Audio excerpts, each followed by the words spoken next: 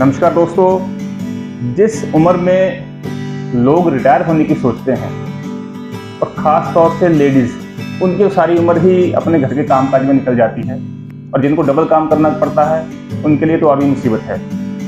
आज हम कविता मिश्रा जी से रूबरू होने जा रहे हैं, जिन्होंने रिटायरमेंट की उम्र में अपनी क्लाउड किचन शुरू करके यहाँ पर एक अच्छा नाम कमा लिया है।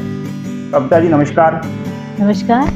थोड़ा सा अपने बारे में बताइए मैम कि इस उम्र में आपको ये क्लाउड किचन शुरू करने का आइडिया कहाँ से आया? मेरा नाम कविता मिश्रा है। एक्चुअली इस उम्र में आप सही बोल रहे हैं कि इस उम्र में लेडीज़ रिटायर होना सोचती हैं, लेकिन मैंने हमेशा से ये सोचा कि जो मेरी एजुकेशन थी, जो मेरी इच्छा थी, उसको लेकर मैंने जब मैं फ्री हुई तो मैंने क्लाउड किचन शुरू किया।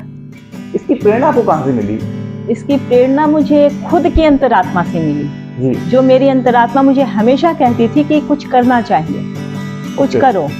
तो लिट्टी चोखा क्यों चुना फिर आपने? लिट्टी चोखा इसलिए चुना कि यहाँ पे हर चीज़ें काफ़ी फेमस। बेसिकली मैं पटना से आती हूँ, बिहार से आती हूँ। ओके। तो मुझे लगा कि मुझे लिट्टी चोखा भी इस जैसे चाइनीज़ डिशेज़, यदि ये लोग जो अपनी एक मुकाम बना रहे थे, उन मुकाम के पीछे मुझे लिट्टी चोखा को अपनी मुकाम बनाने के लिए हिम्मत करनी पड़ी। बहुत बढ़िया। आजकल तो चाइनीज फूड घर घर में पहुंचा हुआ है। हाँ। और आपने जो हमारी ट्रेडिशनल है लिट्टी चोखा की एक और बात ये है कि जो लिट्टी के अंदर स्टफ्ड होता है वो चने का आटा होता है, भुने चने का, तो वो कंप्लीट प्रोटीन होता है।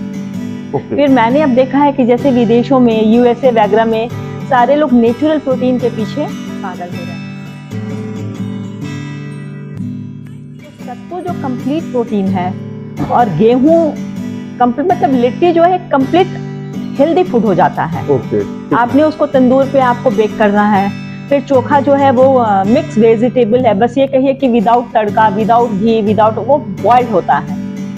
तो ये सब उम्र के लोगों के लिए ये बहुत अच्छी चीज है। मैं थोड़ा सा आपकी बैकग्राउंड के बारे में जानना चाह रहा हूँ। आपकी शुरुआती शिक्षा दीक्षा कहाँ से हुई? मैं बेसिकली बिलोंग करती हैं? हाँ, मैं बेसिकली पटना की हूँ, पटना बिहार की, और मेरी पूरी शिक्षा दीक्षा पटना यूनिवर्सिटी से हुई है। और वहीं से फिर मेरी शादी हुई। वही पटना के पास एक जगह है छपरा, जहाँ सास ससुर रहते थे, लेकिन हस्बैंड मेरे गुजरात में रहते थे। कुछ सालों बाद हमने रुद्रपुर, हम वो बिजनेस में हैं तो हम रुद्रपुर चले आए। आपने कहा, जैसे हमारी पहले बातचीत हो रही थी, कि आपने संस्कृत से एमए किया, तो संस्कृत से एमए करने की वजह क्या रही आपकी? संस्कृत से एमए करने की वजह ये रही कि मैं पंडितों की बेटी थी और मेरी बड़ी इच्छा थी कि मैं इस बोलचाल की भाषा को आगे बढ़ा कर ले चलूँ। हालांकि अब संस्कृत को काफ़ी इग्नोर कर दिया गया है, उस समय उसका काफ़ी क्रेज़ था। मुझे किसी ज़माने में, मैं सच बोलूँ, मुझे सिविल सर्विसेज का बहुत शौक था कि मैं यूपीएससी आऊँ, बीपीएससी आऊँ। तो मैंने एक तो अपना संस्कृत रखा और एक मेरा एक काफ़ी इंटरेस्टिंग सब्जेक्ट हिस्ट्री रहा था, इसीलिए मैंने संस्कृत को अपना मापदंड माना था। लिट्टी चोखा को हम कैसे फूड में गिन सकते हैं? ऑर्गेनिक है, हेल्दी है, रिच प्रोटीन है, इसको कैसे कैटेगराइज कर सकते हैं? लिट्टी चोखा क्या विशेषता है इसकी? लिट्टी चोखा को आप ऑल इन वन में गिन सकते हैं। ये बहुत हेल्दी है, एकदम ऑर्गेनिक है, इसमें कोई, और मेरा लिट्टी चोखा में जो गेहूं भी है वो मेरे खुद के घर का है। जो आटा है वो गेहूं हमारे फार्म से लाके हम चक्की में पीसते हैं। अरे वाह, क्या बात। सत्तू जो है वो भी मेरे घर का है, और इवन जो सरसों तेल हम यूज करते हैं वो मैंने अपना सरसों देकर हम पेरवाते हैं। माय गॉड, आपने कमाल कर दिया। तो ये इसीलिए मैं कह रही हूँ कि मेरा लिट्टी चोखा बहुत हेल्दी है। कोई भी आर्टिफिशियल, कोई भी बाहर में कोई डब्बा बंद फूड यूज ही नहीं करती। जैसे मैं अभी देख रहा था, आप किचन में कुकिंग कर रही थी, आपने इसमें किचन में भजन लगा रखे थे। भजन लगाने की कुछ विशेष वजह? भजन मैं इसलिए लगाती हूँ कि उससे मुझे एक पॉजिटिव प्रेरणा आती है, और जो हम खाना बनाते होते हैं, मैं सोचती हूँ कि जो हम सोच रहे हैं वही हम अपने कस्टमर को उसको पास करें। तो भजन सुनते सुनते बनाएं, और भजन की जो भी पॉजिटिव चीज़ है वो उस खाने में जाए, जो लोग खाएं वो भी उसको एक अच्छा महसूस करें। मैम, आपकी क्लाइंटेज आपसे कैसे कांटेक्ट करते हैं? आप कहाँ सप्लाई करते हो लिट्टी चोखा बनाने? मैं बहुत खुद को, मतलब ईश्वर का धन्यवाद दूंगी कि मेरे सारे क्लाइंट बहुत ही मुझे प्यार करते हैं, बहुत ज़्यादा मुझे अप्रिशिएट करते हैं।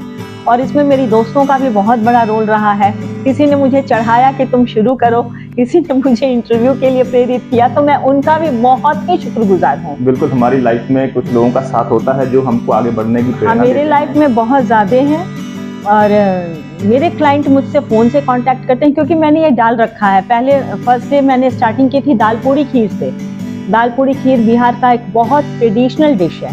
दाल की पूड़ी होती है, गुड़ का खीर और एक सब्जी के साथ, तो वो लोगों ने बहुत पसंद किया।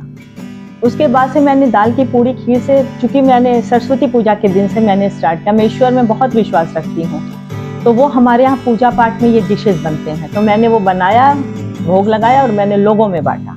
बहुत बढ़िया मैम। उसके बाद से मैंने 1-2 दिन बैठ के ग्रुप बनाया, होटलों में गई, ठेलियों पे गई, यहाँ बिहार भी कांटेक्ट करके सारी चीज़ तय किए, फिर दाम प्राइस तय किया, लोगों का ग्रुप बनाया, लोगों ने बहुत अच्छा रिस्पॉन्स किया। तो मैं तो कहूँगी हर लेडी में एक छुपा टैलेंट होता है जी जी। और जब तक तो वो घर के लिए सोच रही होती है, बहुत अच्छी बात है आप, क्योंकि आप देखिए आजकल सबसे बड़ा पावर है एम्पावर, मनी पावर। आप अपने बच्चों में भरिए, अपने हस्बैंड में भरिए, लेकिन संस्कार के साथ। लेकिन जब आप अपने बच्चों से फ्री होते हैं तो उनकी अलग दुनिया हो चुकी होती है, हस्बैंड की अलग दुनिया होती है। हम इस चार दीवारी के अंदर अपनी दुनिया ढूंढते रह जाते हैं जो हमें नहीं मिलती। बहुत खूब, बहुत खूब। और मैं बहुत, इस चीज़ को मैं बताऊं, मैं अच्छी राइटर भी थी, लेकिन मैंने लेखनी की ओर अपने को इस एज में आके नहीं बढ़ाया। स्टूडेंट लाइफ में जरूर मैं बताऊंगी कि मेरी कविताएं छपती होती। हमें बहुत खुशी होगी अगर आप बताएंगी कुछ तो। हाँ, मैं अच्छा, मतलब मुझे जहाँ तक लगता है, दोस्त ही बोलते हैं कि मैं अच्छा लिखती हूँ, वो मुझे इसका एहसास नहीं है और मुझे इसके लिए कई प्राइजेस भी मिले हुए हैं। क्या बात, बहुत बढ़िया, बहुत बढ़िया। लेकिन फिर वही मैंने कहा कि ये चार दीवारी में फिर वही दीवार देखो, उसी मेड को देखो। सुबह में आपने, चलिए ठीक है भैया हम उठ गए, हम योगा चल दिए, हम योगा से आ गए, चल भैया हमने उनके नाम की आरती कर ली, हमने उनके नाम की पूजा कर ली। हमने अपने लिए क्या किया? हमने अपने को एक खुशी जरूर दी कि हमने सबको अपनी ओर से वो घुस दे दिया ईश्वर को कि आप ब्लेस्ड हो। फिर हम अपने लिए, यदि हम ही ब्लेस्ड नहीं है तो हम दूसरों को क्या ब्लेस्ड रखें? तो मैंने कहा कि मुझे बड़ा शौक था। आप लेडीज को कुछ संदेश देना चाहेंगी? आप उस उम्र में खुद को सोचिए, हम 16 इयर्स के हो चुके हैं, हमें रीस्टार्ट करना है और आपके यदि इरादे, वही एक 4 लाइन में बोलूंगी जी जरूर, कि जरूर। इरादे अगर नेक हों तो मंजिल दूर नहीं है। जी। इरादे अगर नेक हों तो मंजिल दूर नहीं है, सुहाने तुम्हारे सफर में कांटे कहीं कहीं हैं। कभी संघर्ष करो तो सोचो संघर्ष आखिरी नहीं है, और माना जिंदगी छोटी सही मौज भी यही है। यही सब करके जाना है, इसलिए यदि आपने घर संभाला तो आपने खुद को भी संभाल के आगे बढ़ो। क्या बात, क्या बात मैम, बहुत बढ़िया आपने अपनी बात रखी। और अभी हम लोग इस एपिसोड को यहीं खत्म करेंगे। नेक्स्ट फिर आपसे मुलाकात होगी, तब तक के लिए नमस्कार। शुक्रिया, धन्यवाद।